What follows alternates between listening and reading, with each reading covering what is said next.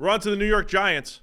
They finished 14th in the consensus and an A- from the PFF draft board. Giants get Malik Nabers to start, followed by safety Tyler Nubin out of Minnesota, Andrew Phillips, the cornerback out of Kentucky. I know both of those guys, Trevor favorites, Nubin and especially Andrew Phillips at corner.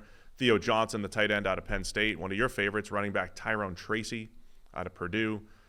Just 6 picks for the Giants, but I feel like, looks solid across the board here. Yeah, and honestly, just the 6 picks part was my only real criticism of this draft. I like the first 5 players they selected. I don't dislike the last one. I think this was a really good draft. My only criticism was they could have maybe traded down a couple of times and tried to add some more picks for a team that did need a lot of help. But Malik Nabers, elite wide receiver prospect. A lot of people thought he was the best receiver in the draft. I wasn't one of them, but I understand the argument. Like, he's that good. Tyler Nubin, in my opinion, is a first-round talent. The only thing keeping him out of the first round was a 40 time. So if you say that doesn't matter, or if you think you can play around that, he's a high-end safety to add to this team. He's got some really interesting – so he attacks blocks better than most of the linebackers in this class. Like, he will throw his shoulder into a block towards the line of scrimmage and win that contact battle in a way the linebackers aren't even trying to do at this point. But he's also – the thing that he does best, in my opinion, is playing with really impressive ability to watch both the quarterback and the route development at the same time, right? He's able to bounce his eyes between the two and not get locked in on either one of them. That's a really difficult skill for a safety, and he has it in spades. So really like those first 2 picks. Andrew Phillips, Theo Johnson, and Tyrone Tracy, I think, are all players that could make an impact, particularly the 2 offensive guys. Theo Johnson, the Darren Waller, will he, won't he retire thing is still out there, so getting a tight end that could come in and be a big part was important for them. And then Tyrone Tracy, that dude, former wide receiver, became a running back, is incredibly difficult to get to the ground. Is very raw because he's so new to being a running back, but he has legitimate talent in this draft. A couple of guys I wanted to highlight here. So Nabers, of course, bringing him in as an explosive wide receiver. We talked a lot about the draft. A lot of teams had Malik Nabers as wide receiver 1, so Giants probably feeling good about that, getting him at 6.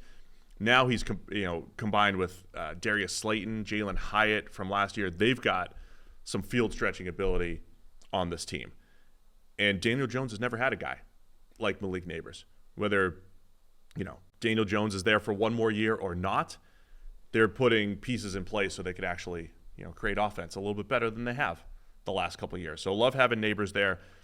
Theo Johnson was a guy I highlighted before the draft as the, quote, upside guy because of his combine, right? When we look at tight end evaluations, combine matters more for tight end than any other position. And Theo Johnson had a 91st percentile 40-yard dash at 4.57, 97th percentile vertical with a 40-inch vert, 10.5-inch broad, or 10-foot 5-inch broad, 94th percentile. And the shuttle was really good too, 92nd percentile for Theo Johnson, 4.19. And all at 6'6", 259. Yeah, he is big guy. Big frame. Right, in a draft where you've got Brock Bowers is 6'3", and some of these other tight ends are 6'2", 6'3". They're yak types. Theo Johnson, probably the best combination of old school tight end frame but still athleticism. So, am I saying he's the next Mark Bavaro for the Giants? Sounds like it. Absolutely, he is. So I think he has a chance again to be one of those better NFL players than college players. Be very excited about that. Andrew Phillips had a lot of fans. Dane Brugler really liked him. I mentioned Trevor really liked him. Phillips is a corner that can play inside or outside. He's really feisty. He's just I think he loses track of the ball down the field a little bit sometimes. But, 2 players added to the secondary.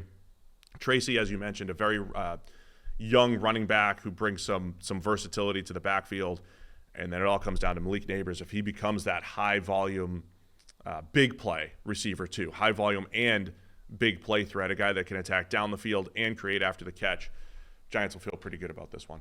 Yeah, and I don't give them any criticism for not getting a quarterback.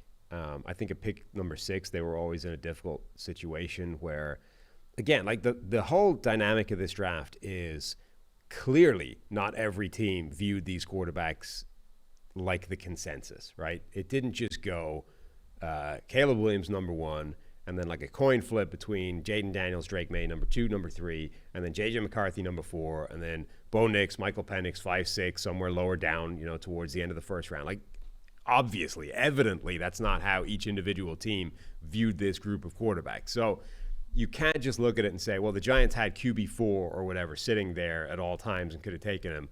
Maybe they didn't. Like, who knows what their quarterback list looked like? And if they viewed this as a 2-quarterback class and they were both gone, number 1, number 2, they would obviously be out of the quarterback market. Like, Daniel Jones can steer the ship for a year, and then we'll deal with quarterback next year. I mean, you have an idea of what they think the quarterback class is. It's a top 3, I assume. They were never going to trade up to 2 with Washington. So we don't know their Jaden Daniels evaluation. But clearly, if the reports are true that they were trying to get to 3 to get to Drake May, right, they thought he was the guy, and they didn't think it. So we know that they would take a quarterback. We also know that they would not take J.J. McCarthy or Michael Penix. Right. So I think they think it was a top 3. They made their move for the top 3. So we did this for New England. What were the options for the Giants? Had they executed that trade, moved it up to 3, the rumor was that it was pick 6 that they had, and then next year's first rounder. To get Drake May, they would have given up an opportunity at Malik Neighbors and then not had next year's first rounder. So it would have been Drake May we probably would have been saying the same thing about Drake May.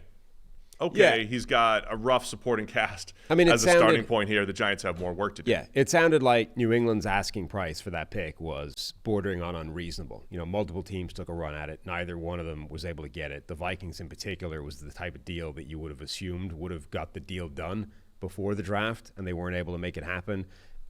So from that point of view, I don't think you can criticize the Giants too hard for saying they failed to get a quarterback. They took a run at it.